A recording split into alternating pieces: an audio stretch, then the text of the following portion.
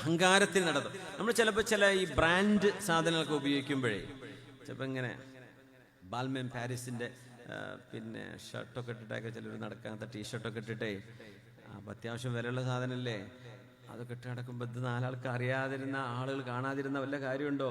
അപ്പോൾ ഇങ്ങനെ കാണിക്കാൻ വേണ്ടി ഒരൽപ്പൊക്കെ ഒരു ഷാറിലൊക്കെ നടക്കും. നല്ല വാഹനമാണെങ്കിൽ അത്യാവശ്യം മുന്തിയ വാഹനമാണ്, വിലപിടിപ്പുള്ള വാഹനമാണ്, അതിൽ കയറിയിരിക്കുമ്പോൾ ഒരു അഹങ്കാരം വരുന്നതാണ്. ഈ കുതിരക്ക് ഖൈൽ എന്ന് അറബിയിൽ പറയും. എന്തുകൊണ്ടാണ് പറയാൻ കാരണം എന്നറിയോ?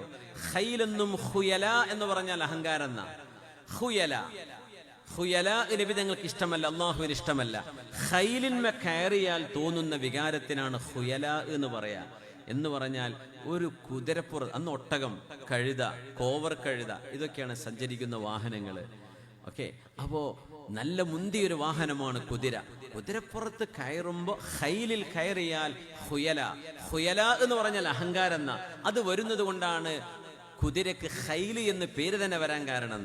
കാരണം ഒരു തോന്നും ഞാൻ ഇപ്പം തരക്കേടില്ലല്ലോ. അങ്ങനെയാണ്. ഇവർ മാരുതി 800 പോണതും ഒരു ഡിഫൻഡറിൽ പോണതും ഒരുപോലെയാണോ? ആണോ ചെറുപ്പക്കാരെ? അല്ലല്ലോ. ഒരൽപ്പം അഹങ്കാരമൊക്കെ തോന്നൂലേ? തോന്നാൻ പാടില്ല എന്നാ. നിങ്ങളിപ്പോൾ ഒരു സ്വിഫ്റ്റിൽ പോകുന്നു, ഒരു ബെൻസിൻ്റെ പുതിയ വണ്ടി പോകുന്നു, രണ്ടും ഒരുപോലെ ആയിരിക്കുമോ? ഒരുപോലെ ആവണമെന്നാണ്. ഒരിക്കലും അഹങ്കാരം. അല്ലാഹുവേ നല്ല വണ്ടി നീ തന്നോയിക്കോട്ടെ, അൽഹം നിനക്ക് ശുക്ർ പഠിച്ചോനെ. പക്ഷെ അത് മനുഷ്യന്മാരുടെ നെഞ്ചത്തേക്ക് കയറ്റാനുള്ളതല്ല, നമ്മൾ അഹങ്കരിക്കാനുമുള്ളതല്ല അത്. അങ്ങനെയാണെങ്കിൽ അതിന് ശുക്ർ ചെയ്ത് അള്ളാഹുവിന് നന്ദി ചെയ്ത് ജീവിക്കാൻ പറ്റൂ. ഒരു കുഴപ്പമില്ല. പക്ഷേ ഒരു വാഹനം മേടിച്ചിട്ട് നമുക്ക് അഹങ്കാരം തോന്നുകയാണ്, തരക്കേടില്ലല്ലോ എന്ന് തോന്നുക, അടുത്ത വണ്ടിക്കാരനൊക്കെ ഒന്ന് ഓണടിച്ച് പായിപ്പിക്കാൻ തോന്നുകയാണ്, അത് വേണ്ട, അത് അഹങ്കാരമാണ്. അത്